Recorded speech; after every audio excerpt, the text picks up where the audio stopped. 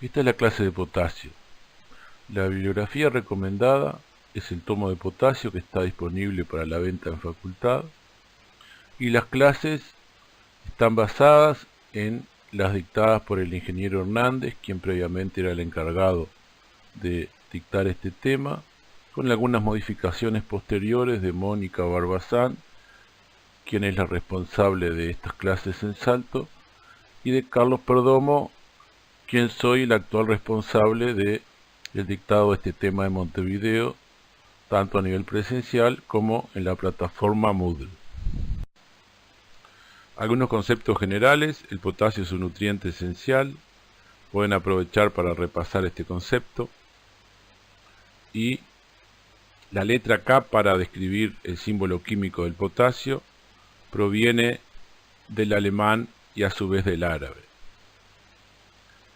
La palabra potasio proviene a su vez del inglés, que describía las prácticas coloniales de quemar plantas en potes o macetas y obtener cenizas, las que eran usadas a su vez como fertilizantes. Estas cenizas obviamente son ricas en bases como calcio, magnesio y potasio. Este cuadro muestra para distintas especies los niveles de nutrientes que tienen que ser absorbidos para producir determinado nivel de rendimiento. En algunas especies agrícolas como el trigo o el maíz, cuando se cosecha el grano, casi todo el potasio queda en los restos, que no son cosechados y no son exportados del predio. Por lo tanto, en esos casos, la extracción de potasio del sistema suelo-planta va a ser baja. En cambio, si se cosechara todo el cultivo, como puede ocurrir cuando se hace un maíz para silo, las extracciones de potasio van a ser altas. Algo similar va a ocurrir cuando se coseche una alfalfa para heno, porque la mayor parte del potasio, al momento de la cosecha, va a estar en el tallo. Altas extracciones también van a estar asociadas a cultivos como por ejemplo caña de azúcar, o cultivos en los que el órgano cosechado sea el fruto o el tubérculo, como la papa, el tomate, la uva y la naranja. Otro nutriente, como ustedes pueden ver, que es extraído en altas cantidades es el nitrógeno, pero los demás nutrientes en general son extraídos en menores cantidades, y los micronutrientes, como su nombre le indica, son extraídas en cantidades muy pequeñas. Otras generalidades: el potasio es un elemento muy abundante en la corteza terrestre, y como reflejo de esto, los suelos también tienen grandes cantidades de potasio total, pero solo un pequeño porcentaje de este potasio total está disponible para las plantas. La cantidad disponible en un suelo virgen sin fertilizar va a depender tanto de la cantidad como del tipo de minerales potásicos en este suelo y de las condiciones ambientales durante la formación del mismo. Otro concepto muy importante es que el potasio no forma complejos orgánicos, por lo tanto su dinámica en el suelo es estrictamente inorgánica. ¿En qué forma se encuentra el potasio en el suelo? Bueno, la mayor parte del potasio en el suelo se encuentra dentro de minerales, en minerales primarios básicamente, como son los feldespatos y las micas. Pero este potasio no está disponible para las plantas, por lo menos durante un ciclo de cultivo. También tenemos potasio no intercambiable o potasio fijado, que representa entre 1 a 10% del total y se encuentra en la intercapa de minerales secundarios, en arcillas tipo micas, que son en realidad derivados de las micas que hablamos en el punto anterior, pero que tienen una relativa mayor disponibilidad para las plantas. De todas maneras, dentro de un ciclo de cultivo, es poco lo que las plantas pueden absorber de esta forma no intercambiable. Después tenemos las dos formas restantes que explican la absorción de potasio por las plantas durante un ciclo de cultivo, que son el potasio intercambiable, que es el potasio retenido electrostáticamente por la SiC del suelo, y el potasio en solución, que es básicamente el ion potasio, que está en rápido equilibrio con el potasio intercambiable. Y estas dos formas constituyen entre 0,1 a 2% del potasio total. Las plantas en realidad absorben potasio de la solución, y en la solución hay muy poquito, pero inmediatamente que la planta absorbe potasio, más potasio es liberado desde el potasio intercambiable para reponer lo que absorbió la planta.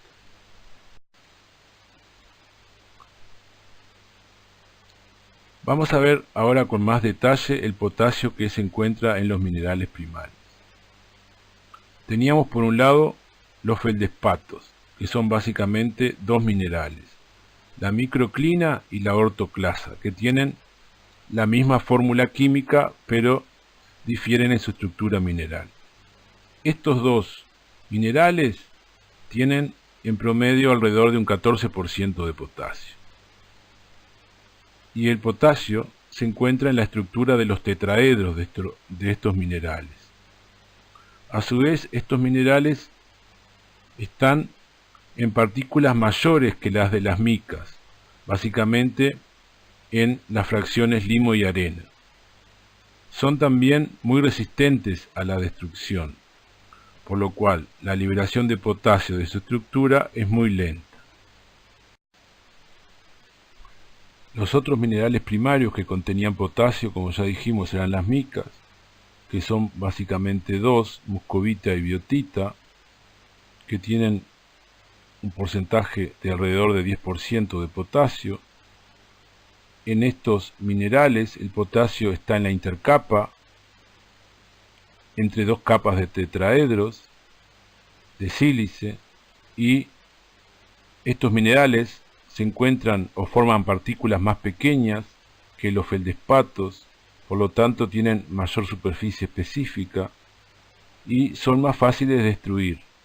Por lo tanto, en estos minerales la liberación de potasio es más rápida en comparación con los feldespatos, aunque en realidad todavía sigue siendo lenta con respecto a lo que es un ciclo de cultivo.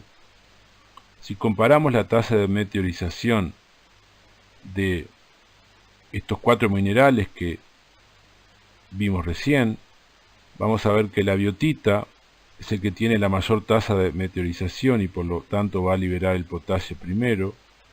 Luego lo sigue la muscovita, que es la otra mica. Luego la ortoclasa, que es el mineral feldespato con mayor tasa de meteorización. Y por último, el más resistente que liberaría el potasio más lentamente sería la microclina.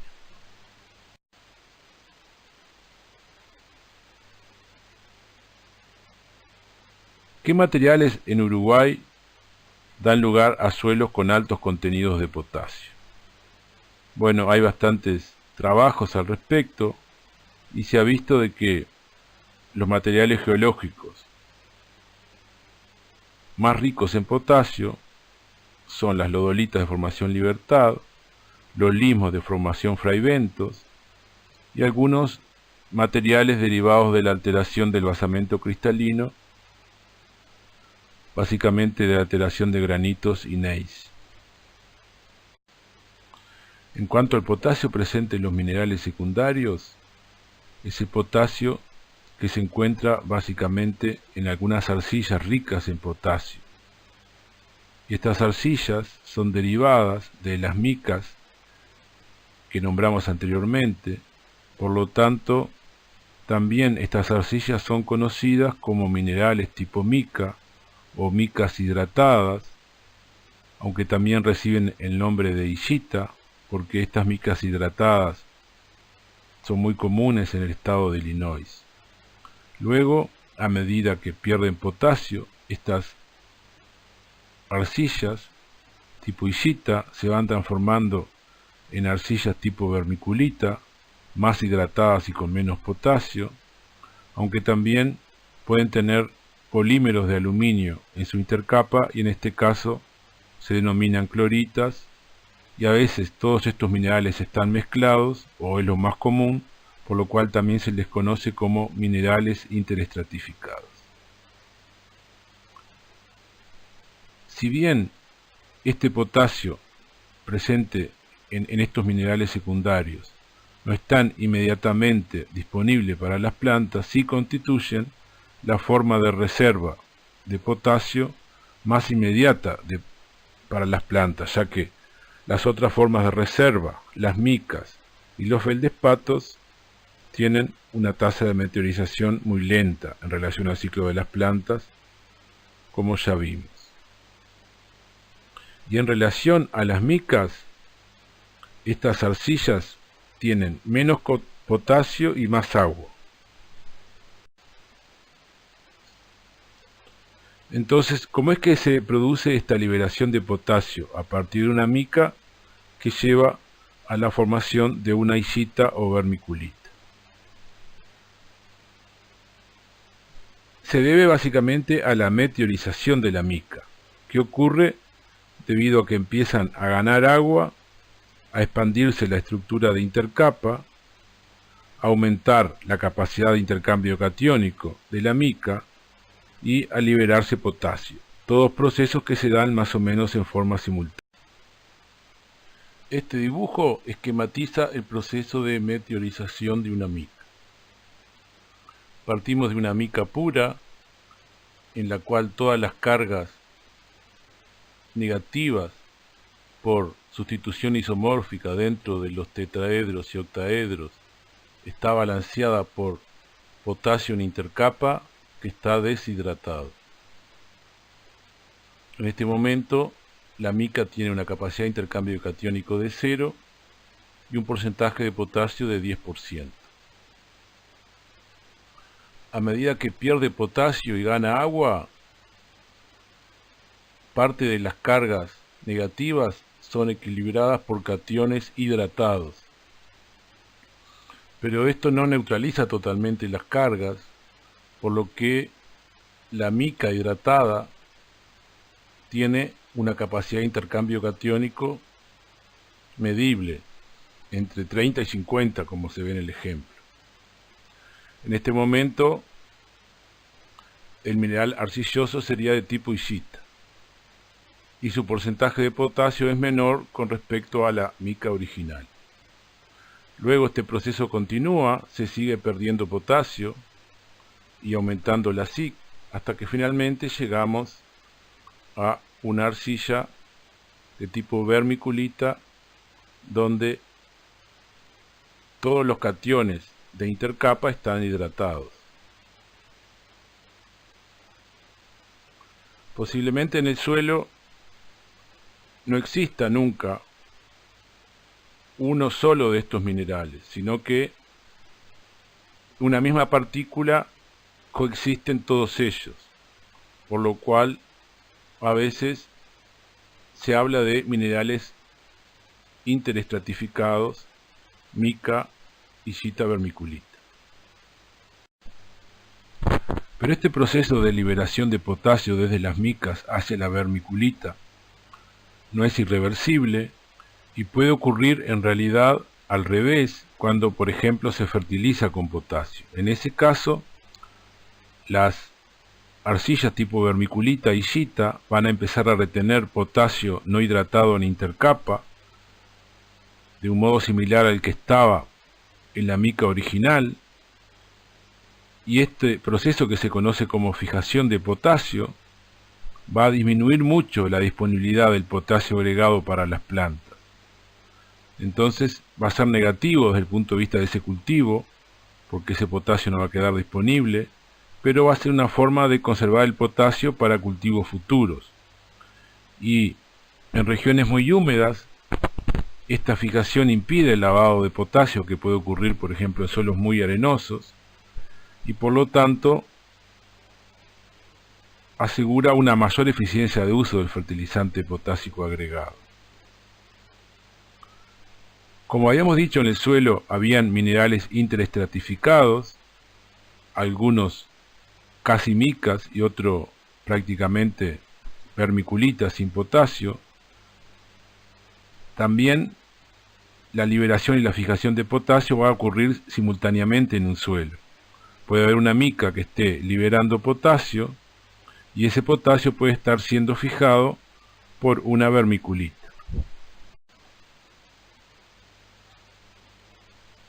Este esquema lo que muestra es la estructura de estos minerales arcillosos.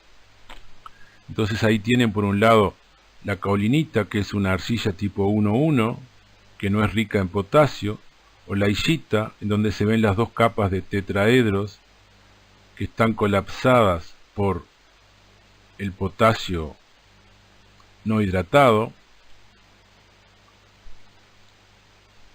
Ese espacio de intercapa es mayor en el caso de la vermiculita, porque ya ha entrado agua y hay cationes hidratados ocupando la intercapa.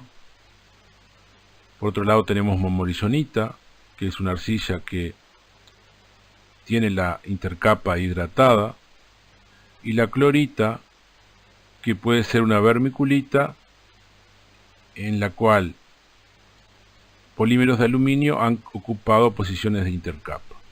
Por otro lado tenemos los alofanos, que son estructuras cristalinas amorfas que también pueden retener potasio.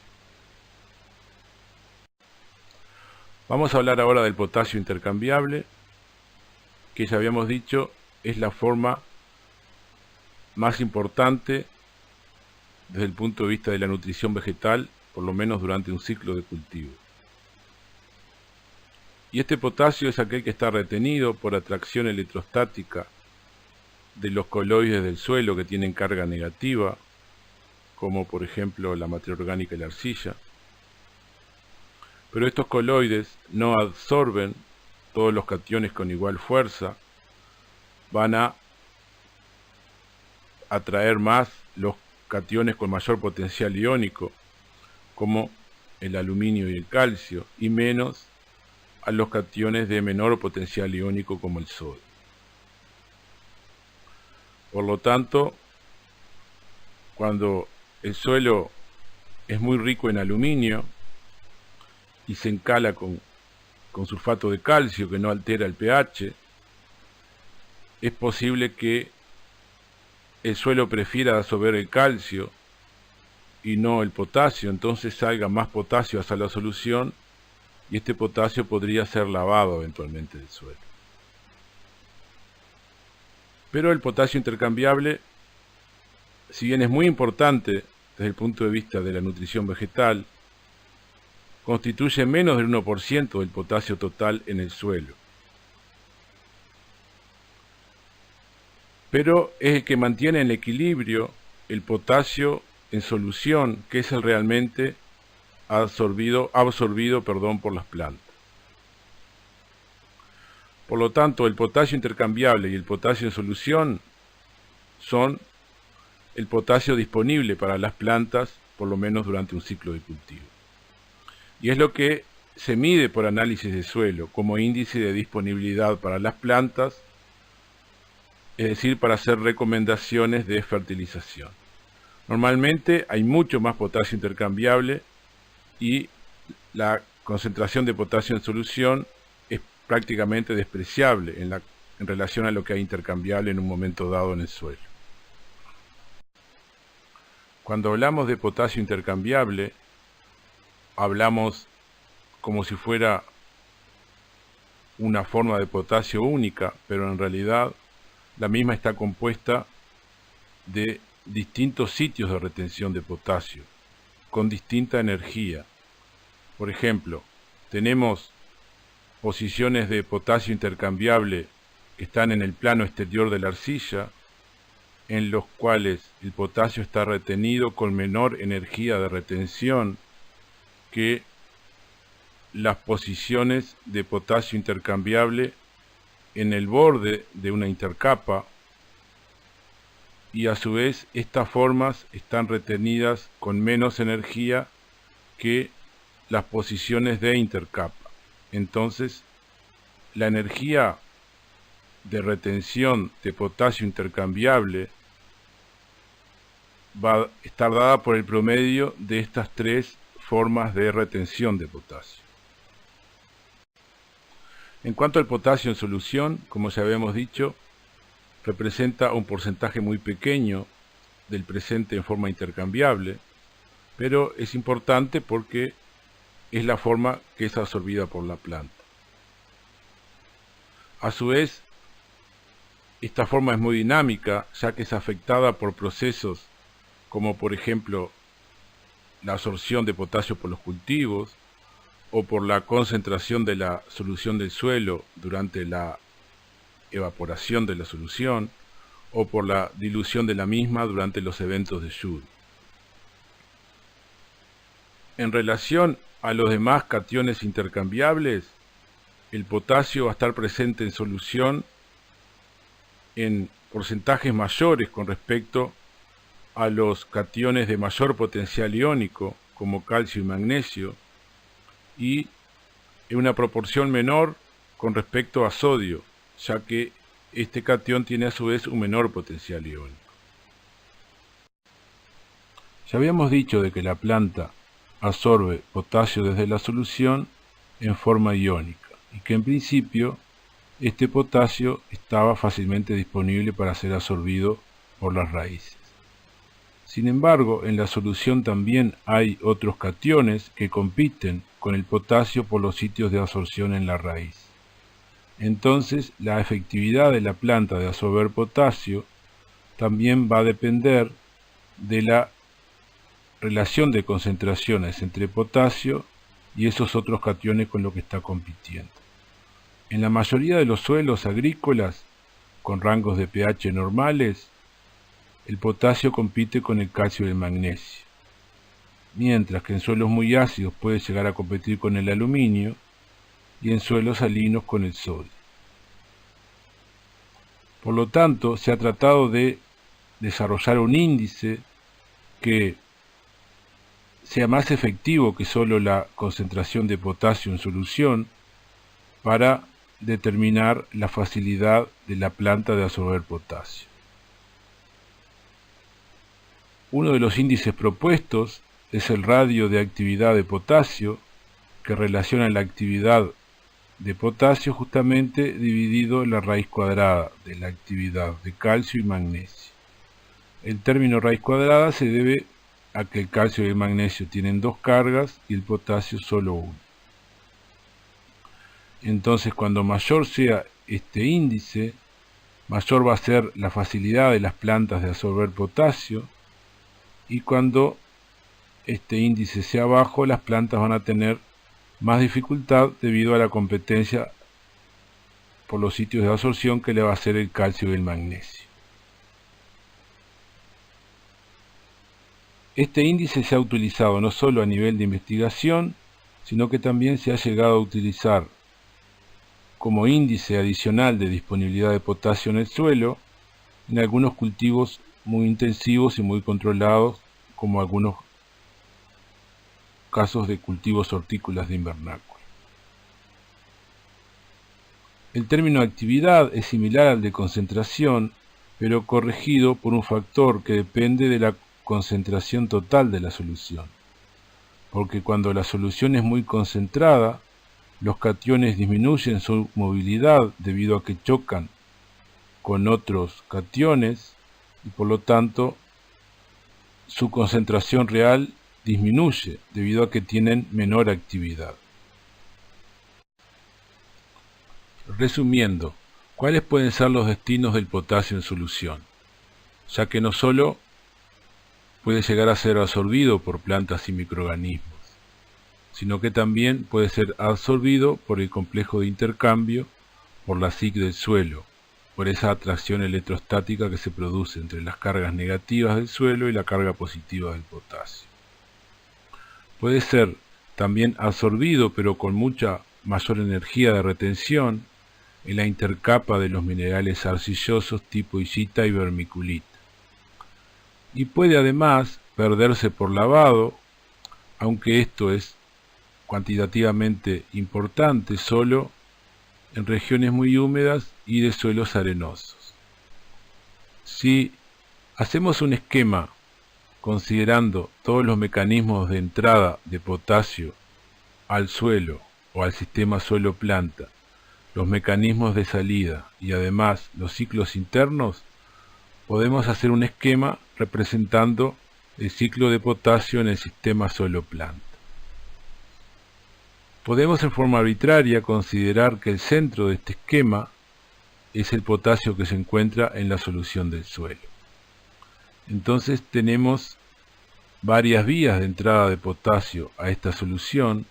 Por ejemplo, puede entrar potasio del que estaba en el estiércol y en el residuo que se está descomponiendo en el suelo. Puede también entrar potasio directamente de los residuos que están parados sobre el suelo del tejido vegetal, debido a que como el potasio no forma estructuras orgánicas, es rápidamente lavado de esos tejidos vegetales. También puede entrar potasio al sistema suelo-planta cuando se agrega fertilizante. Otra vía de enriquecimiento del potasio en la solución del suelo es debido a la meteorización de micas y feldespatos. Pero solo parte de este potasio meteorizado va a pasar a la solución del suelo y parte va a quedar en la estructura de las micas hidratadas, que son las transformaciones, como ya vimos, de estas micas originales o micas minerales. Y luego, al seguirse descomponiendo estas micas, pasar a formar parte de las sillitas y vermiculitas, todavía en forma fijada. Pero luego, este potasio podrá ser también retenido por el complejo intercambio del suelo en forma intercambiable. A su vez, esta forma intercambiable está, como ya dijimos, en un equilibrio muy rápido con el potasio en solución, y también en este caso es un equilibrio rápido reversible. También es reversible el proceso de fijación y de liberación de potasio fijado, pero este equilibrio es mucho más lento. Y el potasio de la solución puede también llegar a lavarse, pero esto solo puede ocurrir en suelos arenosos y en climas muy húmedos. Entonces, este ciclo de potasio nos permite ver en una forma conjunta todos los procesos que hasta ahora los describimos en forma separada. Vamos a ver ahora algunos factores que afectan o cambian los niveles de disponibilidad de potasio en el suelo para las plantas. Algunos de ellos actúan aumentando o disminuyendo directa o indirectamente los niveles de potasio intercambiable en el suelo. Y eso tiene un efecto directo en la capacidad de las plantas de absorber potasio. Otros factores actúan aumentando o disminuyendo la capacidad de las plantas de absorber potasio para un mismo nivel de potasio intercambiable en el suelo. Uno de estos factores es el contenido de arcilla. Si dejamos constante el tipo de mineral arcilloso y aumentamos el porcentaje de arcilla, va a aumentar la SiC y el nivel de potasio intercambiable en el suelo. Pero cuando cambiamos el tipo de mineral arcilloso, ese tipo de comparación ya no es tan directa. Eso se debe a que los minerales arcillosos de tipo 2,1 tienen mayor capacidad de intercambio catiónico. Y por lo tanto, cuando comparamos dos suelos con el mismo porcentaje de arcilla, van a tener mayor capacidad de intercambio catiónico los suelos que tengan arcillas de tipo 2,1. Pero además, estos suelos retienen el potasio con mayor energía de retención que los que tengan arcillas de tipo 1,1. Además, en el caso de que el tipo de arcilla sea illita vermiculita, el equilibrio va a estar aún más desplazado hacia la fase intercambiable, debido a que en estos minerales arcillosos existen sitios específicos de retención del potasio, que retienen este catión aún con mayor energía. En general, como vimos anteriormente, a mayor contenido de arcilla, también mayor va a ser la SiC. Pero esto no implica de que cuando aumenta la SiC siempre va a aumentar el contenido de potasio cuando estamos comparando entre distintos suelos, ya que esto también depende del tipo de arcilla. Y el ejemplo más clásico es cuando comparamos un suelo con monmorillonita versus otro con illita, como vamos a ver a continuación. Estas relaciones las podemos ver claramente en este cuadro que muestra para distintos suelos de Uruguay el porcentaje de arcilla de cada uno de ellos, así como el mineral arcilloso predominante, la capacidad de intercambio catiónico, el potasio intercambiable y el potasio en solución. Podemos ver que en el caso de el suelo vertisol Itapeví, que tiene una capacidad de intercambio catiónico alta de 33,2, tiene un nivel de potasio intercambiable de 0,36 y de potasio en solución de 0,24. ¿Qué pasa cuando lo comparamos con el Brunosol de Toledo, que tiene menor porcentaje de arcilla, aunque la diferencia no es mucha, pero mucha menor SiC, debido a que el mineral arcilloso es illita, que comparativamente con monmorillonita tiene menor capacidad de intercambio catiónico operativa en el suelo? Pero a pesar de esa menor SiC y menor porcentaje de arcilla, tiene mucho más potasio intercambiable y potasio en solución que el vertisol. Y eso se debe a que el mineral arcilloso es illita, que es mucho más rico en potasio que la monmorillonita. Además, tenemos otros dos suelos, el argisol de Salto y el acrisol de Tacuarembó, que los dos tienen bajos porcentajes de arcilla, y la diferencia no es mucha, son similares en cuanto a su contenido de arcilla. En un caso, en el argisol de Salto tenemos más monmorillonita, mientras que en el de Tacuarembó es claramente caolinita el mineral predominante. Vemos que tienen una similar capacidad de intercambio catiónico, un poco más alto en el acrisol de Tacuarembó, quizás por el mayor porcentaje de arcilla, y similares niveles de potasio intercambiable entre ellos. La diferencia más llamativa es la distinta concentración de potasio en solución, que es mucho más alta en el caso del acrisol de Tacuarembó, debido a que como tiene caolinita, un mineral arcilloso de tipo 1,1, el equilibrio está mucho más desplazado hacia la fase solución que hacia la fase sólida. También abajo en el cuadro ustedes pueden ver el rango esperado para el país de contenidos de potasio en solución, de potasio intercambiable y de potasio no intercambiable, que es bueno tenerlo en mente porque cuando vemos datos analíticos podemos eventualmente encontrar algún error si conocemos los valores promedios y sus desvíos.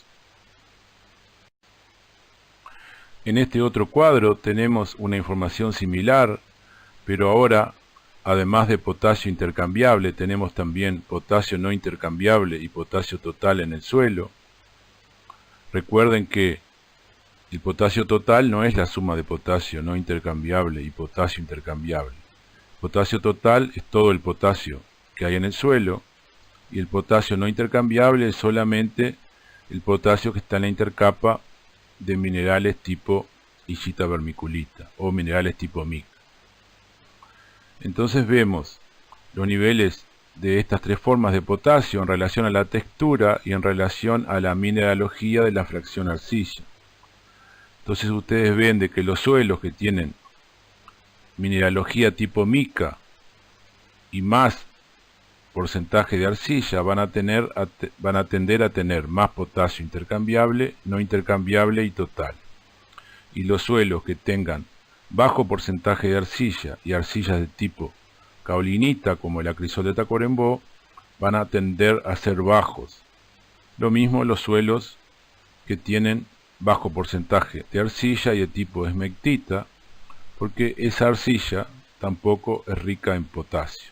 Esmectita y momorillonita son sinónimos. El término C ahí significa caolinita y M mica, es decir, de tipo isita. Esa información también fue obtenida por trabajo que realizó el ingeniero Hernández para el Uruguay.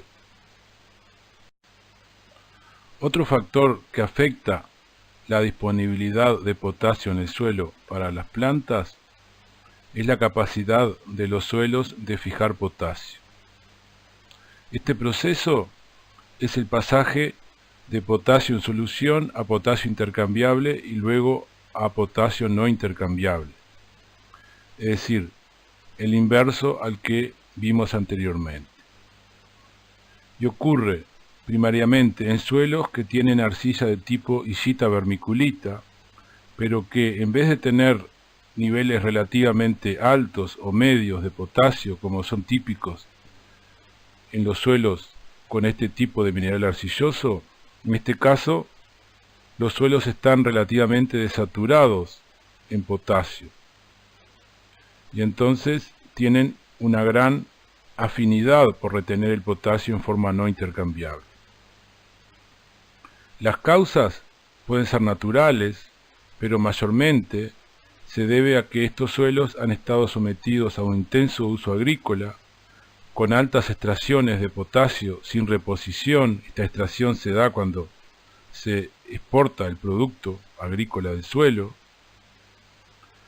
y luego resulta muy caro subir el potasio hasta niveles intercambiables que no impliquen una alta fijación, tan caro que a veces no es rentable producir cultivos en ellos.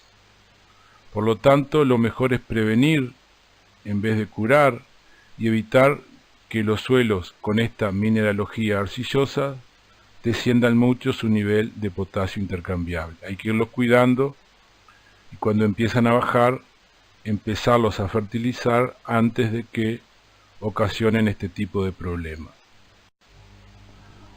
El potasio presente en el subsuelo también puede estar disponible para los cultivos. En este caso nos referimos al potasio que está por debajo de los 40 centímetros, pero todavía dentro del volumen de exploración radicular. El que esté disponible o no va a depender de condiciones de suelo y de cultivo. Si el suelo está muy compactado y tiene un B2T textural muy pesado, etc., posiblemente los cultivos no pueden acceder a él. Y en este caso, algunas prácticas agrícolas, como el subsolado, pueden permitir una mayor utilización de esta forma de potasio. Pero también depende de condiciones de cultivo, ya que los distintos cultivos varían en su profundidad de enraizamiento. Y aquellos que tengan una mayor profundidad van a tener un mayor porcentaje de utilización de potasio de el que se encuentra justamente a más profundidad. Cabe decir de que en algunos países se considera expresamente esta forma de potasio, o esta no es la forma es la misma, es la posición en el perfil, y el nivel de potasio intercambiable que se considera crítico cambia de acuerdo al nivel de potasio intercambiable en el subsuelo. El nivel de humedad del suelo también afecta la absorción de potasio por las plantas. Cuando el suelo está muy seco, falta agua para que se produzca la difusión de potasio hacia las raíces. Por lo tanto, cuando la humedad del suelo aumenta desde condiciones de seco hasta cercanos a capacidad de campo, aumenta la velocidad de difusión de potasio y por tanto la velocidad de absorción de potasio por las plantas. Luego de capacidad de campo puede empezar a faltar oxígeno y la planta necesita oxígeno para absorber potasio, porque este proceso requiere energía y se da en condiciones aeróbicas, por lo cual en condiciones anaeróbicas la absorción de potasio se detiene por falta de oxígeno. Esta falta de oxígeno no solo puede ocurrir por exceso hídrico, sino también por una pérdida de porosidad del suelo debido a una mayor compactación del mismo, por ejemplo por laboreo o por pisoteo por animales. Hay cultivos que están adaptados a crecer en ausencia de oxígeno, como por ejemplo el arroz, que lo que tienen es un sistema radicular con mucha porosidad y que bombean oxígeno desde la atmósfera sobre el suelo hacia adentro del suelo y pueden crecer igual en condiciones de exceso hídrico. La temperatura del suelo también afecta la velocidad de absorción de potasio de las plantas debido, por un lado, a que cuando aumenta la temperatura, aumenta la actividad radicular, pero también a mayor temperatura va a aumentar la velocidad de difusión de potasio en el suelo. Entonces, estos dos efectos producen el aumento en la absorción de potasio con el aumento de la temperatura. Por eso los suelos más fríos, como por ejemplo los suelos bajo condiciones de siembra directa, tienen niveles críticos de potasio más altos que los suelos bajo laboreo convencional, que como tienen menos rastrojo en superficie, son generalmente más calientes. Este efecto también se ve cuando se comparan épocas del año. Los niveles críticos en invierno son generalmente más elevados que los niveles críticos de las estaciones más cálidas. El nivel crítico de potasio es el nivel de potasio en el suelo intercambiable, por encima del cual no hay respuesta al agregado de fertilizante potásico, y esa respuesta se ve en crecimiento vegetal. El cambio de pH del suelo también puede afectar la disponibilidad de potasio para las plantas. Este efecto se ha observado cuando se encalan suelos, es decir, se eleva el pH del mismo. En estos casos se ha observado que pueden ocurrir tantos aumentos como disminuciones en la disponibilidad de potasio para las plantas. Los aumentos se han explicado debido a que cuando se encala y se sube el pH, se liberan posiciones o cargas dependientes del pH, por lo tanto se aumenta la SIC y hay una mayor potencialidad de que el potasio pueda ocupar estas posiciones de intercambio que disminuyen las posibilidades de lavado de potasio desde el suelo. Otra posibilidad, otra explicación adicional, es que el potasio competiría mejor con el calcio que con el aluminio por las posiciones de intercambio, debido a que el aluminio tiene un mayor potencial iónico que el calcio. Entonces, por lo tanto, es más preferido que el calcio para ser retenido dentro del complejo de intercambio.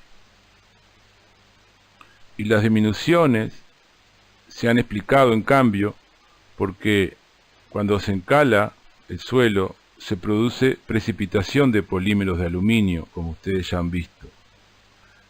Estos polímeros de aluminio se pueden depositar en la intercapa de las arcillas de tipo vermiculita y producir arcillas de tipo clorita,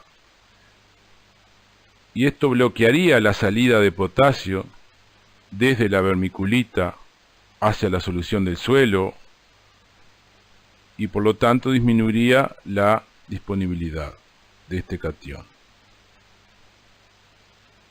Pero también otra explicación adicional podría ser de que el potasio tiende a salir del complejo de intercambio y a estar más en solución cuando se encala el suelo, debido a que, por efecto del ion complementario, el suelo tendería a retener calcio en lugar de potasio. Obviamente esta explicación parece contradictoria con la anterior, cuando hablamos de que el potasio compite mejor con el calcio que con el aluminio, pero en realidad se debe posiblemente a diferencia de niveles. Cuando se agrega mucho calcio, una dosis alta de caliza, esto obliga a salir al potasio hacia la solución, ya que esas posiciones van a ser ocupadas preferentemente por el calcio. En cambio, si el agregado de calcio no es tan importante, lo que predomine sea el efecto de que se mejora la competencia de potasio debido a que se elimina el aluminio.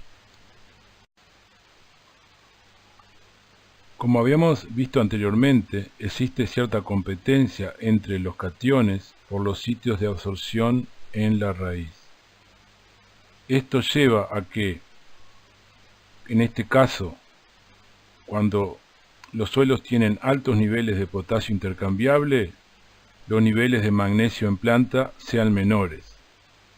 Y cuando los niveles de potasio en el suelo son bajos, los niveles de magnesio en planta tienden a ser más elevados. En este caso estamos comparando magnesio en planta contra potasio intercambiable en suelo, pero también algo similar observaríamos si analizáramos potasio en planta contra magnesio en suelo, ya que las causas de la relación, la competencia entre cationes se darían igual. En esta gráfica cada punto representa un sitio experimental, diferente de los demás en cuanto a tipo de suelo, porcentaje de arcilla y tipo de arcilla.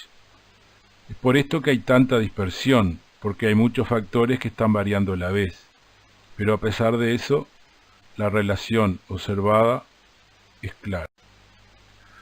Vamos a revisar ahora los distintos equilibrios que existen entre las distintas formas de potasio en el suelo. Tenemos por un lado un equilibrio entre potasio intercambiable y potasio en solución, que ya vimos, y que explica por qué el potasio en solución no se agota debido a la absorción de potasio por las plantas, debido a que la concentración de potasio en solución es muy baja y solo permitiría mantener un corto periodo de crecimiento vegetal. Pero la rápida reposición desde formas intercambiables permite mantener bufferiada la concentración de potasio en solución. Hay un equilibrio similar entre potasio fijado y potasio intercambiable, pero se da en un periodo mucho más lento, de días o semanas, pero que de igual modo permite mantener bastante constante el nivel de potasio intercambiable en el suelo durante el ciclo de crecimiento de los cultivos, ya que esta absorción vegetal retira potasio desde formas intercambiables y si no hubiera una reposición, el nivel de potasio intercambiable bajaría mucho. En algunos casos el potasio intercambiable baja, pero mucho menos que el que se explicaría si las plantas absorbieran todo su potasio desde formas intercambiables. Hay un equilibrio similar entre potasio mineral y potasio fijado, pero que es aún mucho más lento y se da en un periodo de meses, pero que también explica, por ejemplo, por qué en un plazo aún más largo el potasio fijado también se mantiene relativamente constante. Y en parte se da por ese proceso de hidratación de las micas y formación de minerales de tipo vermiculita, y también porque los otros minerales, los silicatos de potasio, también se están meteorizando, aunque a una tasa aún más lenta. Existen varios factores que afectan el pasaje de potasio fijado a potasio intercambiable y viceversa. Ahora nos lo vamos a ver en detalle, pero ustedes pueden leerlo después con más detenimiento en el tomo. En general, cuando mayor sea el contenido de arcilla a igualdad de otros factores, mayor va a ser la cantidad de potasio fijado y de potasio intercambiable, pero dependiendo del tipo de arcilla va a haber más potasio fijado, como ya vimos, en los suelos con arcillas de tipo illita vermiculita que en aquellos con arcillas de tipo montmorillonita. Pero aún las arcillas expansivas como la montmorillonita pueden fijar potasio cuando el suelo está muy seco. En esas condiciones van a faltar cationes hidratados en intercapa y el potasio puede producir colapso de las intercapas de manera similar a lo que ocurre en las micas hidratadas. El amonio tiene un efecto muy similar al potasio debido a que tiene su mismo radio iónico. Entonces, si se incrementa mucho la concentración de amonio en solución, va a tender a pasar a amonio intercambiable y también va a poder ser fijado en intercapa en arcillas de tipo illita vermiculita en forma muy similar al potasio. Esto puede producir un efecto negativo, ya que el potasio que estaba fijado previamente no va a poder salir, ya que ahora los bordes de las intercapas que estaban hidratados van a colapsar, pero al mismo tiempo va a evitar que esos bordes hidratados fijen el futuro potasio. Así que dependiendo del momento en que consideremos el efecto del amonio fijado, este puede ser positivo o negativo para la disponibilidad de potasio para las plantas. Un efecto similar ocurre con los polímeros de aluminio, ya que estos polímeros también cierran las intercapas a otra distancia atómica, pero de manera similar a lo que ocurre con el potasio con el amonio. Entonces esos bordes de intercapa van a cerrarse y va a impedir que el potasio que estaba fijado sea liberado hacia formas intercambiables, pero también va a evitar que el nuevo potasio que se agrega al suelo sea fijado, o sea que esas posiciones van a estar ocupadas por los polímeros de aluminio. El humedecimiento y secado tiene efectos muy complejos sobre los niveles de potasio fijado o intercambiable y puede provocar tanto aumentos de potasio intercambiable o disminuciones en los niveles de esta forma de potasio, y también lo contrario, aumentos o disminuciones en los niveles de potasio fijado. Esto ha llevado a que en algunos laboratorios de otros países se prefiera hacer el análisis del nivel de potasio intercambiable en el suelo para recomendaciones de fertilización en suelos húmedos, sin secarlos, ya que los secados producen este tipo de cambios que pueden complicar mucho la interpretación de los mismos. En general lo que ocurre es que si el suelo tiene mucho potasio intercambiable, cuando éste se seca, ese potasio intercambiable va a tender a pasar a fijado. Entonces va a aumentar la fijación y descender el nivel de potasio intercambiable en relación a cuando el suelo estaba húmedo.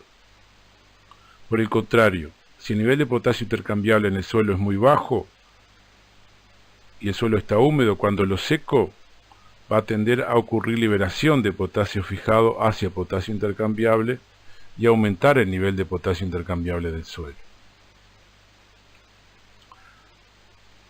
Además, también va a depender del tipo de arcilla presente en el suelo, ya que, como dijimos previamente, si el suelo tiene arcilla de tipo montmorillonita, solo va a poder fijar potasio cuando el suelo esté seco, y en cambio, si el suelo tiene arcillas de tipo illita vermiculita, puede fijar potasio tanto en condiciones de seco como de húmedo.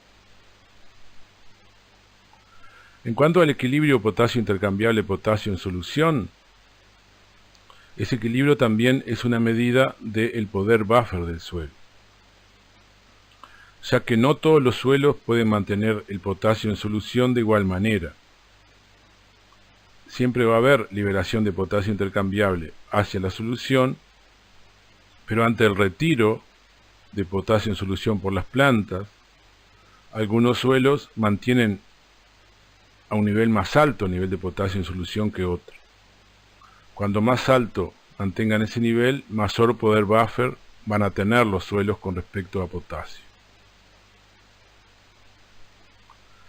Una medida mejor de medir la concentración de potasio en solución con respecto a la disponibilidad para las plantas es medir la actividad de potasio en solución con respecto a la actividad de la raíz cuadrada de calcio y magnesio, que son los cationes que compiten con el potasio por los sitios de absorción en la raíz. Entonces, cuando mayor sea esta relación de actividades, más fácil va a ser para la planta absorber potasio. Pero nuevamente, dos suelos con similar relación de actividades en un momento dado pueden tener distinta capacidad de mantener esa relación. En algunos casos esa relación va a bajar más rápidamente que en otros, y los que puedan mantener más constante esa relación también van a tener mayor capacidad buffer. Esta gráfica muestra los resultados de un experimento clásico en donde se puso a crecer 6 plantas de maíz en una maceta con 1 kilo de suelo, y se siguió la evolución de la absorción de potasio por las plantas, que es la línea punteada, y también la pérdida con el tiempo de potasio intercambiable y no intercambiable del suelo. Entonces se observa que en una primera etapa todo el potasio absorbido por las plantas provino de la forma intercambiable, y el potasio no intercambiable prácticamente no varió. Luego, a partir de ese momento, el nivel de potasio intercambiable cambió mucho menos. Si bien se siguió perdiendo, esta pérdida ocurrió a una tasa muy baja, pero en ese momento del muestreo empezó a aumentar mucho la pérdida de potasio de las formas no intercambiables, y la mayor parte de la absorción de potasio por las plantas provino entonces del potasio no intercambiable. Esto muestra cómo actúan en el suelo los equilibrios que nos referimos previamente. En la primera etapa, lo que ocurre es una absorción de potasio por las plantas desde la solución y una reposición casi inmediata desde el potasio intercambiable. Luego, en la segunda etapa, el nivel de potasio intercambiable ya había bajado mucho, entonces lo que empieza a actuar es el equilibrio lento de pasaje de potasio de las formas no intercambiables a intercambiables y a su vez a solución. Por eso en esa segunda etapa empieza a descender el nivel de potasio no intercambiable. Obviamente, estos tiempos son tiempos de ensayos de invernáculo, donde las condiciones son controladas, entonces las tasas de crecimiento son muy elevadas, y además la absorción que se simula con 6 plantas de maíz creciendo en 1 kilo de suelo es una absorción mucho mayor a la que ocurre en condiciones de cultivo. Entonces este tiempo de 30 días en condiciones de invernáculo no se da en el campo. En el campo se requiere un tiempo mucho mayor para que empiece a pasar la absorción de ser importante desde las formas intercambiables hacia las formas no intercambiables. El poder buffer es una medida de la capacidad del suelo de mantener relativamente constante el factor intensidad de potasio, o sea, la concentración, o mejor dicho, la actividad de potasio en solución, ante cambios en el nivel de potasio intercambiable del suelo. Ya hemos visto que durante el crecimiento del cultivo, la planta absorbe potasio, y esta absorción puede descender el nivel de potasio intercambiable. Los suelos con alto poder buffer no van a variar mucho su nivel de potasio en solución ante este descenso de potasio intercambiable, lo que va a asegurar un buen suministro de potasio durante el crecimiento del cultivo. En cambio, los suelos con bajo poder buffer no van a poder mantener constante el nivel de potasio en solución cuando el nivel de potasio intercambiable desciende. Entonces, en estos casos, la absorción de potasio por parte de la planta se va a ver dificultada. Y eso se produce sobre todo en los suelos de textura arenosa. Esta gráfica muestra la relación entre potasio intercambiable en el eje de las X y potasio en solución en el eje de las Y para dos tipos de suelo. En el caso del suelo A, la arcilla predominante es caolinita y en el suelo B es illita. Pero ambos suelos tienen porcentajes muy similares de arcilla. En la gráfica se pueden apreciar dos conceptos importantes. Primero, que para un mismo nivel de potasio intercambiable hay mucho más potasio en solución en el suelo A. Y eso se debe a que la arcilla predominante de este suelo es de tipo 1,1, mientras que en el suelo B es de tipo 2,1. Y como ya vimos, las arcillas de tipo 2,1 retienen el potasio intercambiable con mucho más energía que las de tipo 1,1. Pero además, como en este caso, las arcillas de tipo illita, existen en el suelo además sitios específicos de retención, por lo cual la energía de retención de este potasio es todavía mayor. Estos sitios específicos, ustedes ya saben, son las posiciones de intercapa que tiene la illita para retener potasio. Otro concepto importante es que la pendiente de la curva es mucho mayor en el caso del suelo A que del suelo B, lo que quiere decir de que los cambios de potasio intercambiable, un mismo cambio de potasio intercambiable, va a producir un cambio mucho mayor en solución en el suelo A que en el suelo B, por lo cual el suelo B va a tener mayor poder buffer porque su pendiente cambia menos y el suelo A va a tener un menor poder buffer. Por lo tanto, el poder buffer se puede medir como el inverso de la pendiente de esta relación. Cuando mayor sea la pendiente, menor va a ser el poder buffer. Hay varios factores de planta que también van a afectar la disponibilidad de potasio, actual o futura, para los cultivos. Uno de ellos es el tipo de cultivo y la extracción de potasio asociada con este cultivo.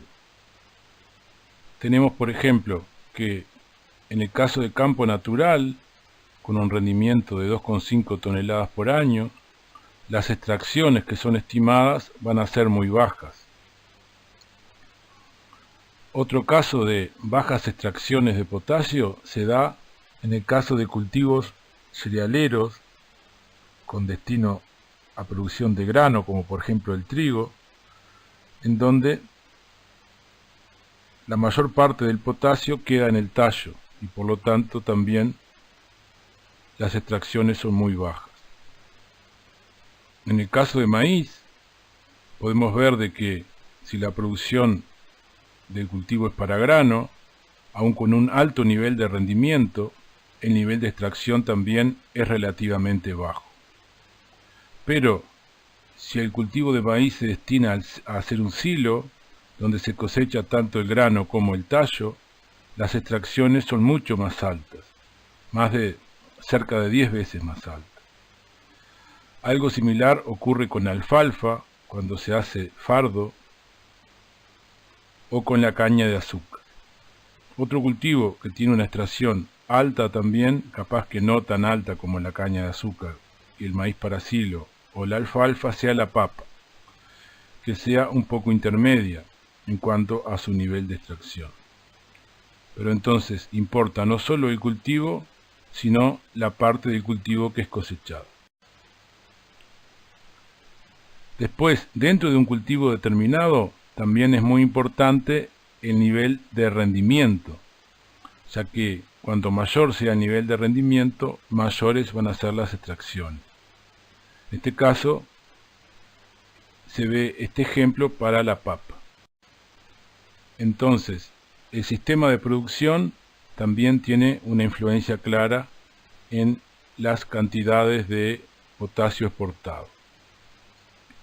En el caso de los cultivos, ya lo vimos, depende si la parte que se cosecha es el grano o toda la planta, y en el caso de las pasturas, si se enfarda y se saca del predio o se realiza pastoreo, donde la mayor parte del potasio va a ser devuelto mediante las deyecciones. De todas maneras, en el caso de que se realice pastoreo dentro de un predio, hay que tener en cuenta que de todas maneras pueden haber transferencias de potasio dentro del sistema, ya que no es lo mismo que los animales estén pastoreando todo el tiempo en los potreros o que sean llevados de noche cerca de salas de ordeñe donde comen muy poco o nada, pero realizan la mayor parte de las deyecciones. Entonces, en este caso, va a haber una transferencia desde los lugares de alimentación hacia los potreros nocheros. También la población y espaciamiento de las plantas va a afectar los niveles de extracción de potasio y también de necesidades de fertilización con el nutriente. En general, cuanto mayor es la densidad de cultivo, también mayores van a ser las densidades de raíces, lo que va a llevar a una mayor exploración radicular en el suelo y una mayor utilización del potasio. Si esa mayor población se traduce en un mayor rendimiento, va a existir una mayor extracción, porque puede ser de que la mayor población al final se traduzca por competencia interna entre las plantas en una reducción del rendimiento con respecto a una menor población. Entonces, en este caso, la mayor densidad no va a estar relacionada con una mayor extracción. Pero si ocurre un aumento del rendimiento debido al aumento de la población, sí va a ocurrir una mayor extracción. Entonces, en esas condiciones, va a ser necesario incrementar la dosis de fertilización cuando se incremente la densidad de población, la densidad de plantas y la densidad de raíces, obviamente.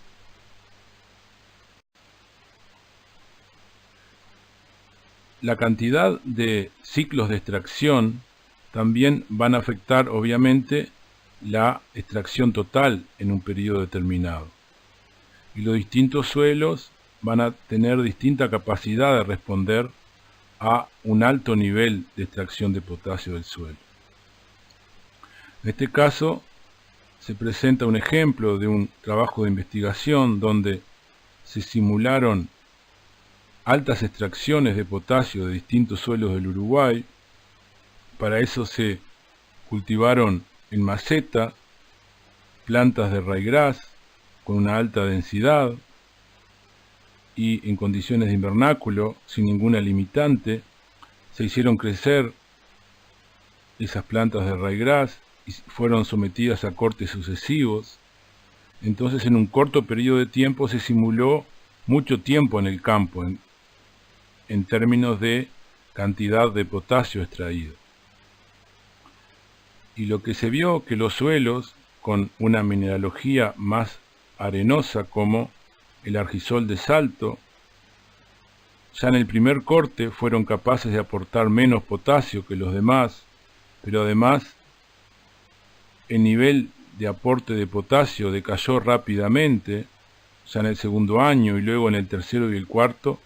La absorción de potasio del cultivo fue muy baja porque prácticamente el suelo ya no tenía más capacidad de aportar potasio para el cultivo. Sin embargo, el suelo Prunosol de Toledo, que tenía un alto porcentaje de arcilla y además tenía dentro de la mineralogía de la arcilla un porcentaje importante de arcilla del tipo illita vermiculita, fue el que aportó más potasio al cultivo en el primer corte y además hizo una oferta de potasio mucho más estable en el tiempo que los demás suelos.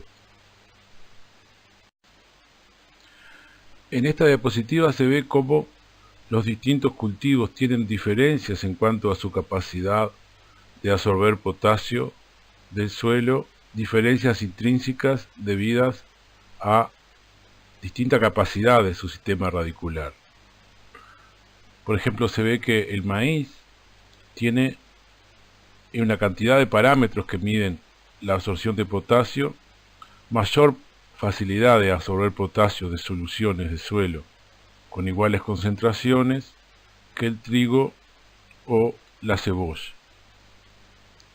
No solo la velocidad máxima de absorción es mayor en el caso de maíz, también es mayor la velocidad promedio y el cilindro de absorción alrededor de la raíz también es mayor y la zona de depresión de potasio debido a la absorción por el maíz también fue mucho mayor.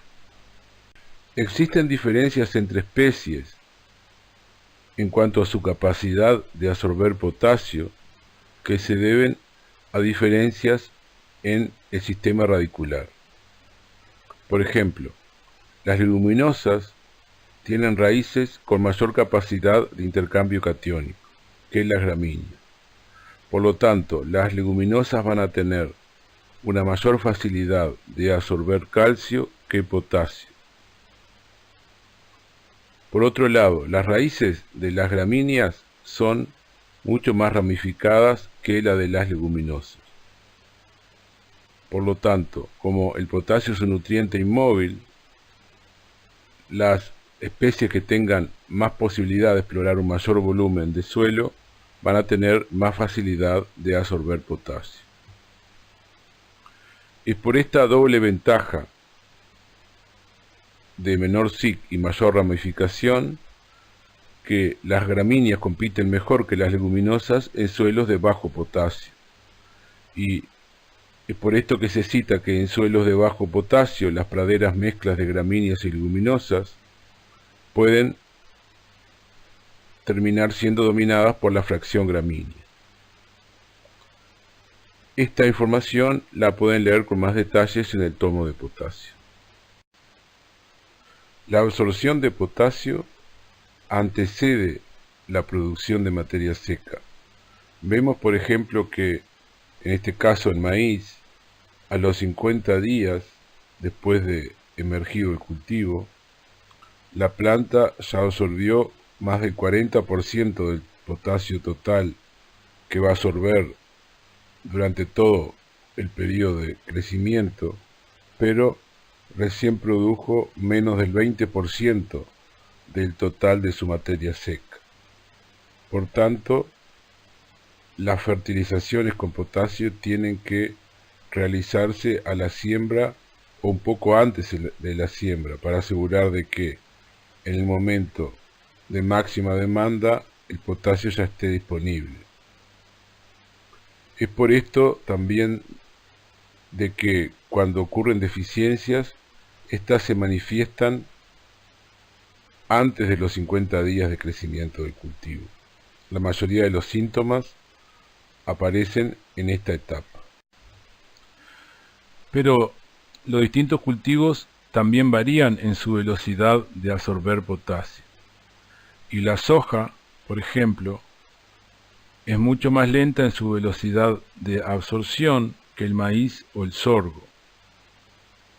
Es por esto que un eventual retraso en la aplicación del fertilizante a la siembra, va a tener un efecto negativo menor en la soja que en los otros dos cultivos. Las funciones del potasio en las plantas son muy variadas. Las plantas tienen porcentajes de potasio que varían entre 1 a 4%, por lo tanto es un macronutriente. La absorción de potasio se da por flujo basal y por difusión, y entre estos dos mecanismos se explica más o menos entre el 88 al 96% de la absorción total de potasio por las plantas.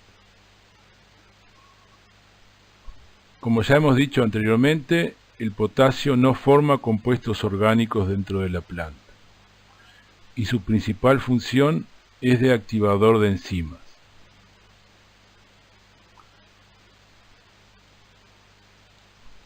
Dentro de esto participa en el metabolismo energético, ya que las enzimas activadas por potasio son fundamentales para la producción de ATP, que es la fuente de energía principal usada por los vegetales.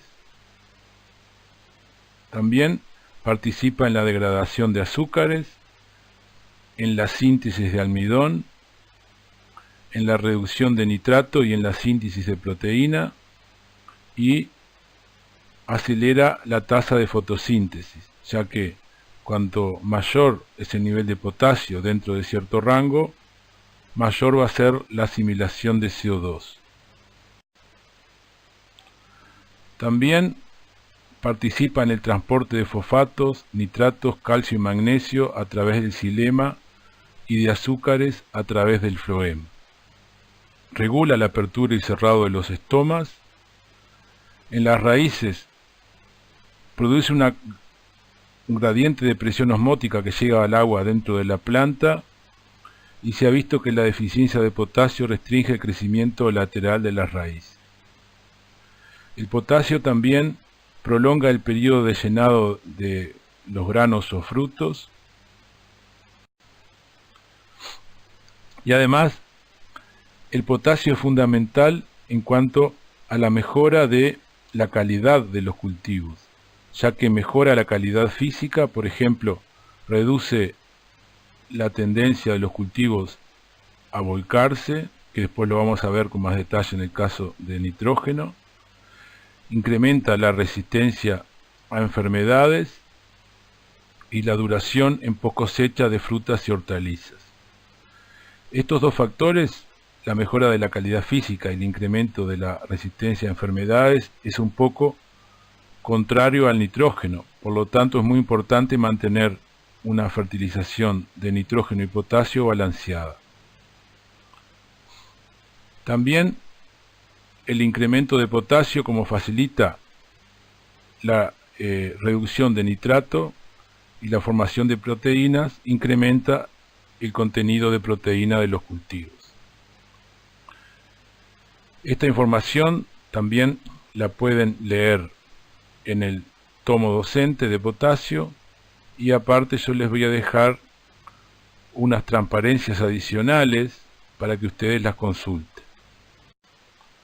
Los síntomas de deficiencia de potasio en las plantas generalmente se dan en las hojas viejas, debido a que, como el potasio es móvil dentro de la planta, cuando hay deficiencia, la planta transloca desde las hojas inferiores hacia las hojas superiores, que están creciendo más activamente. Por eso justamente que la deficiencia se da o aparece primero en las hojas viejas, pero luego puede progresar hacia arriba de la planta. Y en algunas condiciones muy especiales de mucha demanda de potasio por el cultivo, la deficiencia puede aparecer en las hojas nuevas, debido a que no le da a la planta la velocidad de traslocar el potasio hacia las hojas superiores. Los síntomas específicos de deficiencia de potasio son primero clorosis en los bordes de las hojas y luego necrosis, como se ven en estas fotos. Por eso se nota este quemado de los bordes y de las puntas de las hojas viejas.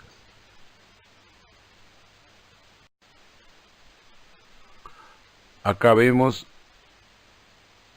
otro síntoma de deficiencia de potasio en maíz, pero también en soja, que fueron estas fotos tomadas por la ingeniera Barbazán. Otras fotos más de deficiencias de potasio en maíz, pero también en cebada, que fueron tomadas por el ingeniero Bautes, un asesor de la zona de Mercedes. Vamos a pasar al tema de los fertilizantes potásicos, y estos se producen a partir de depósitos de sales de cloruro de potasio que se encuentran en Canadá, Rusia, Bielorrusia y esos otros países que ustedes ven en el texto. Como característica general, todas las fuentes son solubles y la forma de expresión del contenido de potasio en fertilizantes es como porcentaje de K2O y no como porcentaje de K, y para transformar de K2O a K hay que multiplicar por 0,83 y de K a K2O hay que multiplicar por el inverso de 0,83, o sea 1,2. En este cuadro se ven los fertilizantes potásicos más comunes. El más común es el cloruro de potasio, que tenía nombres anteriores de muriato de potasio debido a que el ácido clorhídrico se llamaba ácido muriático, pero eso es histórico y no interesa mucho, que tiene un contenido de K2O de 60% y no aporta otros nutrientes. Es muy soluble y es por lejos el más usado, pero tiene un importante efecto salino, por lo cual no se debe aplicar muy cerca de la semilla, porque si no se puede producir mucha muerte de semillas por este efecto salino tan alto. Tiene un color a simple vista naranja o blanco, dependiendo de la fuente. Los otros fertilizantes tienen un uso mucho más restringido. El sulfato de potasio tiene 50% de K2O y 17% de azufre, y se usa en cultivos que son sensibles al cloruro, pero es mucho más caro y por lo tanto no se usa en cultivos extensivos. El sulfato de potasio y magnesio es otro fertilizante que aporta 22% de potasio y entre 11% de magnesio y 22% de azufre. Es menos soluble que el cloruro de potasio y se usa en fertirriego. El nitrato de potasio, que se usa tanto como fuente de potasio como de nitrógeno en forma nítrica, es muy caro debido a que todos los fertilizantes nítricos lo son, y tienen un uso en algunos cultivos intensivos, hortícolas y en fertirriego. El fosfato de potasio es otro fertilizante que no tiene efecto salino porque es menos soluble que los demás y aporta, dependiendo de su formulación exacta, entre 30 y 58% de K2O y entre 30 y 60% de P2O5. El agregado de estiércol al suelo va a resultar también en agregado de potasio, pero la dosis efectiva agregada va a variar dependiendo del origen del estiércol, de la especie que haya originado el depósito y del manejo previo del mismo. Las distintas especies varían mucho en cuanto al contenido de potasio del estiércol. Por ejemplo, el bovino se cita un valor menor a 0,5% y la mayor parte o el 99% de la excreción de potasio del bovino se da por la orina. Las aves, en cambio, que depositan por el mismo canal el estiércol y la orina, en este caso no es orina, sino que es una sustancia sólida, tienen un porcentaje mayor de potasio, cercano al 2%. De todas maneras, estos porcentajes son los citados para el momento de la deposición del estiércol. En el momento de la aplicación al suelo, las concentraciones pueden haber disminuido mucho debido a que si se deja el estiércol a la intemperie, gran parte del potasio se va a lavar del mismo con la lluvia. Entonces, las concentraciones de potasio en el momento de la aplicación del estiércol pueden ser muy inferiores a las existentes en el momento de la deposición del producto. Vamos a hablar ahora sobre los usos de fertilizantes potásicos en Uruguay. Históricamente se fertilizaba muy poco con potasio y se usaban básicamente fertilizantes nitrogenados y fosforados, y eso se debía a que los sistemas eran poco demandantes en potasio, en parte porque los rendimientos eran bajos y el producto cosechado era el grano, que exportaba muy poco potasio, pero además los suelos de por sí tenían niveles altos de potasio. Actualmente, en cambio, la agricultura es mucho más intensiva debido a que las rotaciones con cultivos son mucho más esporádicas y hay mucho más casos de agricultura continua, pero además los cultivos son más extractivos debido a que los niveles de rendimiento también son muy superiores y aparte de esto, la agricultura se ha expandido hacia suelos que antes eran considerados marginales para la agricultura y que se dedicaban a la ganadería, pero ahora, con el aumento en el precio de las commodities, esos suelos se están usando cada vez más bajo agricultura y al ser suelos más pobres, es mucho más frecuente que aparezcan casos de deficiencia de potasio en los cultivos. Las situaciones más claras de respuesta a la fertilización con potasio en Uruguay se dan en los cultivos de invernáculo como tomate, por ejemplo, de citrus, de caña de azúcar y de tabaco. En esos cultivos nadie duda de la necesidad de fertilizar con potasio y además el costo de la fertilización es un porcentaje pequeño del costo total del cultivo. Esos cultivos son en general muy extractivos o en el caso de tabaco también la fertilización con potasio es muy importante para la calidad del producto, para la industria. En un escalón menor en cuanto a posibilidad de respuesta se encuentran los cultivos como papa y viña, que también son extractivos, pero todavía las extracciones no han sido lo suficientes como para provocar situaciones de respuesta generalizada, aunque estas son cada vez más comunes.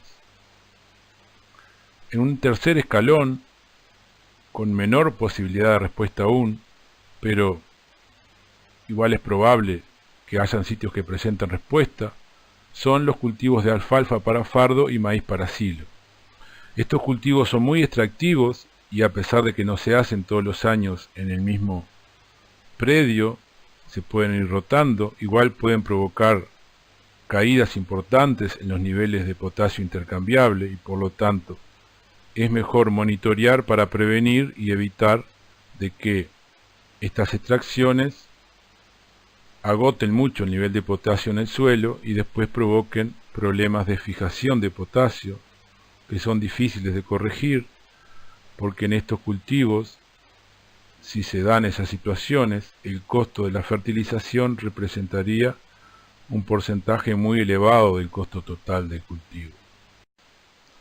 En cuanto a los criterios a usar para decidir la dosis de fertilizante a agregar, estos dependen según el tipo de cultivo, el nivel de extracción y el sistema de producción. En los cultivos cerealeros, en sistemas de producciones más extensivos, con niveles de extracción menores, las fertilizaciones se deciden en base al dato de análisis de suelo, de potasio intercambiable en el suelo. extraído con acetato de amonio. Ese es el análisis convencional que hacen todos los laboratorios del país, ya que el potasio intercambiable es la forma de potasio en el suelo que más se relaciona con la disponibilidad de potasio en el suelo para la planta. Pero además se corrige ese dato en base a la textura del suelo y a veces en cuanto al tipo de arcilla. En los cultivos citrícolas se usa el análisis de suelo, pero además se usa también el análisis de planta. Y en los sistemas más intensivos de invernáculo, lo que se usa más es fertilizar según el nivel de extracción del cultivo. Esta diapositiva resume un poco los conceptos anteriores. En algunos cultivos intensivos existen tablas que relacionan el nivel de potasio intercambiable y la dosis de potasio a agregar. Pero las dosis a agregar se estimaron a partir de la extracción y no a partir de ensayos de respuesta a la fertilización, como sí ocurre en el caso de los cultivos extensivos. Estas tablas, si bien son útiles, reúnen más bien la experiencia personal de los asesores y no están basadas en experimentación como en el caso de los cultivos extensivos. Y esto se debe a que en los cultivos intensivos el costo de la fertilización representa un costo menor del costo total del cultivo, por lo cual no vale la pena ni resulta rentable realizar esta investigación. Vamos a mostrar acá los niveles críticos tentativos que se usan en Uruguay para los cultivos extensivos. El nivel crítico es el nivel de una forma de nutriente en el suelo, por encima del cual es poco probable que exista respuesta al agregado de fertilizante. En el caso del potasio, el indicador es el potasio intercambiable. Y los niveles críticos de potasio intercambiable varían según la textura del suelo. En los suelos livianos, suelos arenosos, el nivel crítico es de 0,15 milequivalentes cada 100 gramos de suelo. En texturas medias a pesadas, este nivel crítico estaría en 0,25 milequivalentes. No hay, sin embargo, diferencias de nivel crítico entre cultivos, y el nivel crítico depende, en este caso, de la textura del suelo. Estos niveles críticos en realidad no derivan de información nacional, sino de información internacional, sobre todo proveniente de Estados Unidos. Y esa información también es ya bastante vieja, por lo cual, debido a que en Estados Unidos estos valores críticos han cambiado, también se ha empezado a estudiar si tendrían que cambiar los niveles críticos acá en Uruguay. Y la información primaria que ha empezado a aparecer parecería indicar de que sí, de que es necesario también cambiar estos niveles y subirlos como por lo menos 0,10 milequivalentes más arriba de lo que están ahora.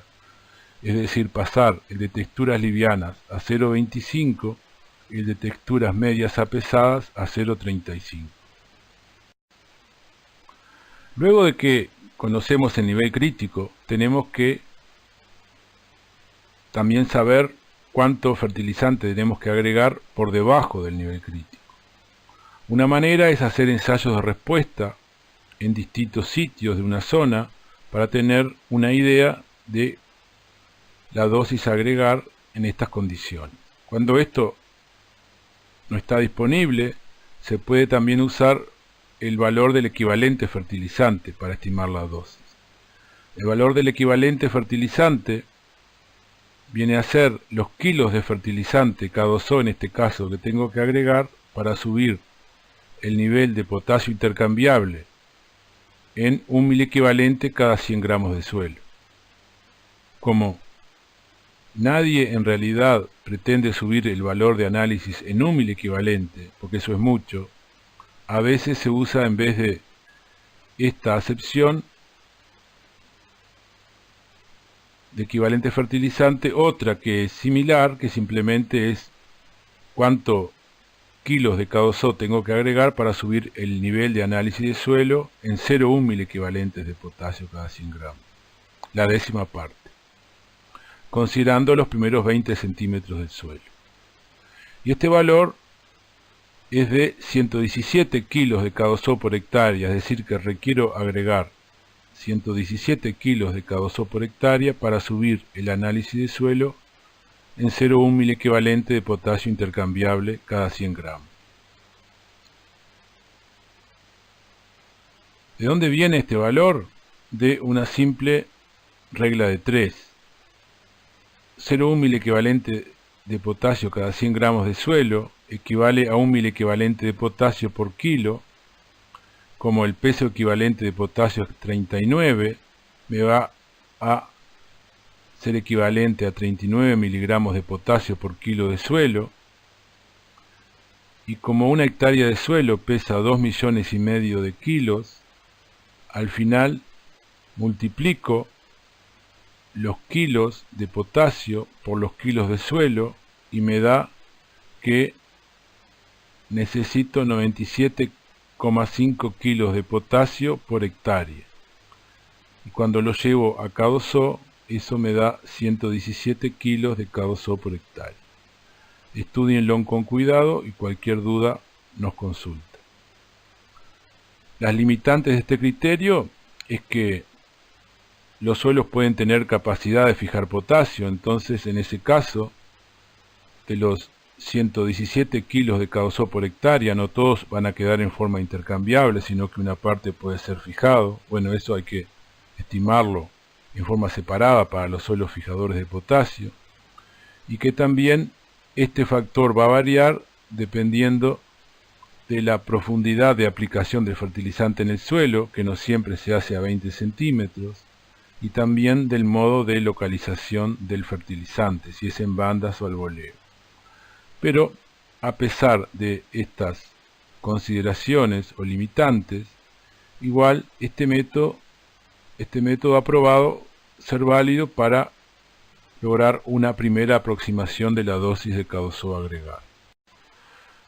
Para estimar por este método la dosis de K2O a agregar, primero tengo que saber si el nivel intercambiable de suelo es inferior, igual o superior al nivel crítico del cultivo.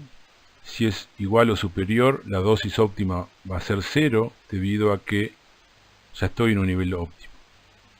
Si es inferior, va a depender de cuán inferior sea, y tengo que hacer esta cuenta: nivel crítico menos nivel de potasio intercambiable en el suelo, que está en milequivalentes cada 100 gramos. Ese valor lo multiplico por el valor del equivalente fertilizante, que está en las unidades que ustedes tienen ahí, y eso me da los kilos de K2O a agregar. El valor de equivalente fertilizante en este caso fue calculado en forma teórica, pero sería más exacto si se determina en forma específica para cada suelo.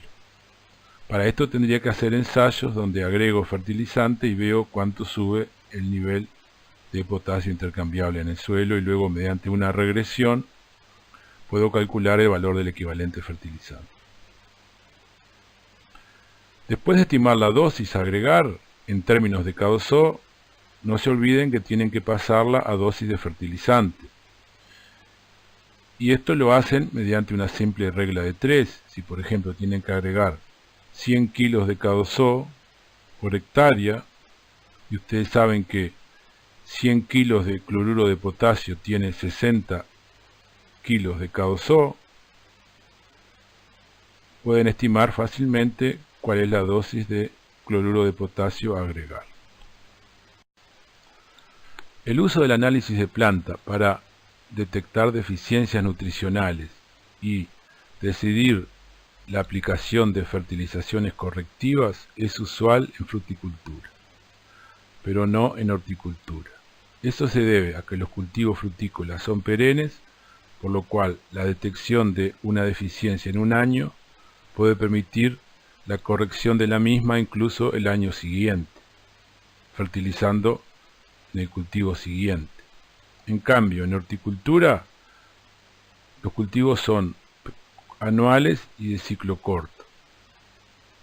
Y la detección de una deficiencia durante un ciclo de cultivo implicaría que el daño por pérdida de rendimiento ya se produjo y no puede ser corregida por una fertilización durante ese ciclo. Esa fertilización serviría para evitar la aparición de deficiencias nutricionales el año siguiente en otro cultivo. Pero como el costo de la fertilización es bajo en horticultura en relación al costo total del cultivo, lo que se prefiere es fertilizar por las dudas todos los años como un seguro y evitar la aparición de esas deficiencias nutricionales. Por lo tanto, el análisis foliar no tiene tanta utilidad. Después que decidí fertilizar con potasio, tengo que tomar otras decisiones. Una de ellas es la forma de aplicación. ¿Cómo voy a aplicar el fertilizante? ¿En banda o al boleo? Normalmente, si la dosis a aplicar no es muy elevada, se puede aplicar en banda. Cuando tengo que aplicar dosis muy altas, parte de esa dosis la voy a tener que aplicar al boleo, la mayoría, debido a que si aplico una dosis muy alta en banda, puedo provocar daño de germinación debido al alto índice salino de los fertilizantes. La forma de aplicación también puede interactuar con el momento, porque si voy a aplicar una dosis muy alta, la parte que voy a aplicar al boleo puedo aplicarlo antes de la siembra, al boleo y por ejemplo incorporado con un cincel. Y la dosis en banda la aplico en el momento de la siembra con el fertilizante dispuesto por debajo y al costado de la semilla para que esté disponible inmediatamente luego de que la semilla empiece a germinar. Normalmente después de la siembra no se agrega fertilizante potásico, excepto en algunos casos especiales como en el caso de fertirriego, donde el fertilizante se va depositando continuamente en la zona de crecimiento radicular y esto asegura una alta eficiencia de uso, pero depende de que tenga el equipo de fertirriego, si no, no lo puedo realizar. Después, la frecuencia de aplicación, cada cuántos años tengo que aplicar fertilizante, eso depende del nivel de extracción del cultivo y de la intensidad del mismo. Cuando más intensivo sea, más frecuente voy a tener que aplicar potasio.